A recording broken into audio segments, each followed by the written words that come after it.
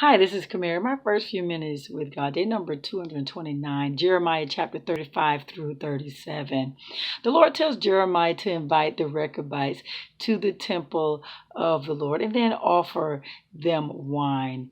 He did. He invited the Rechabites. They came to the temple of the Lord, but they rejected the wine.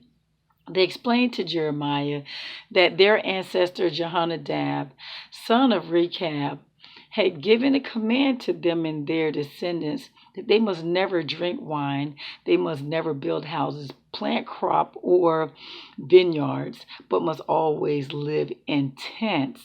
He told them that if you do this, you will live long good lives. So you must follow these commands. And guess what? They obeyed him. God tells Jeremiah to tell the people of Judah to come and learn about how to obey me.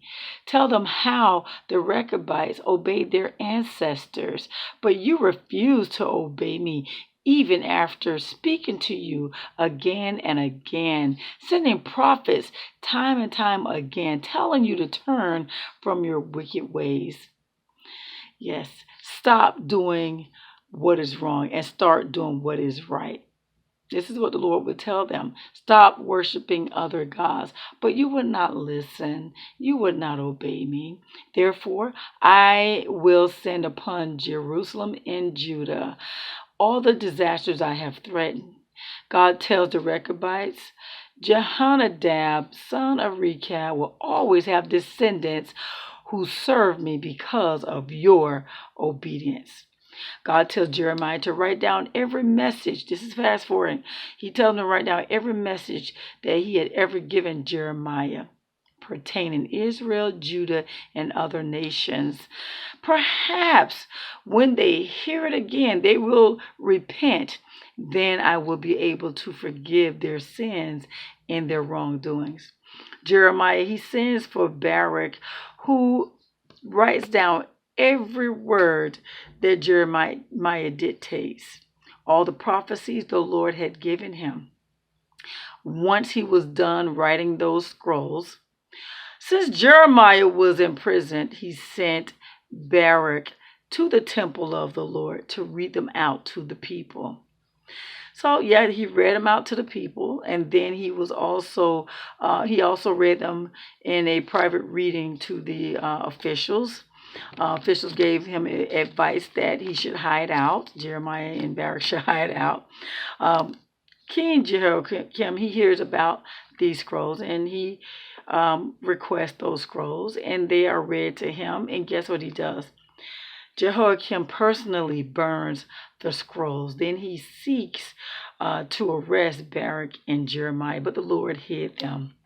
God has Jeremiah to write those scrolls again, those messages again, which he did, he and Baruch.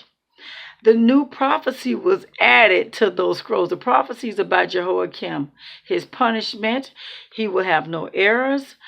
His dead body will be thrown, unburied, exposed. His punishment, he would be punished. His family would be punished. His attendants, and also the disaster of Judah and Jerusalem were added as well. All of that was added to the new scrolls. So get this. Fast forward. Zedekiah is the new king now. Nebuchadnezzar appointed him. He's also a son of Josiah. He and his boys, his officials, they also refused to obey God. But get this, Zedekiah asked Jeremiah to pray for him. Isn't that something? So Jeremiah, in the meantime, decides he's going to go check on his properties outside of Jerusalem. And so he is falsely arrested.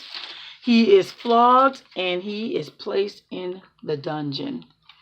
Zedekiah hears about this, so then what he does is he calls for Jeremiah secretly and have him brought to the palace secretly.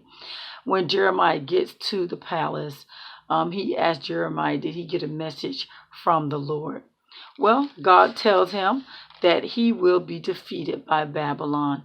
And then Jeremiah tells Zedekiah that he was falsely imprisoned And he begs Zedekiah not to send him back to the dungeon. So Zedekiah, he does exactly that. He does not send him he does exactly what Jeremiah requested and do not send him back to the dungeon. He actually sends Jeremiah to the palace prison, and then he orders his people to give Jeremiah a loaf of fresh bread every day as long as there is bread in the city. Yeah, Jeremiah also had reminded Zedekiah of what those false prophets had told him. Isn't that something? How you see it didn't come to pass, basically. So there you have it, guys. That's day number 229, Jeremiah chapter 35 through 37. You have a God-filled blessed day.